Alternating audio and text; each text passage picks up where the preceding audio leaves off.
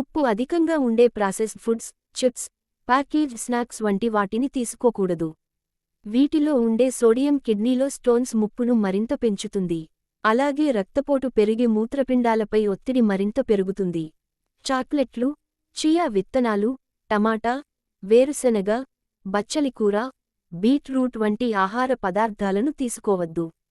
Red meat, seafood వల్ల uric acid పెరిగి కిడ్నీలో రాళ్ల సమస్య మరింత పెరిగే అవకాశం ఉంది. వీటికి దూరంగా ఉండటం మేలు. Soda, cool drinks, sports drinks, energy drinks వంటివి తాగడం మానేయాలి. పాలు, పెరుగు, జున్నులో కాల్షియం ఉంటుంది.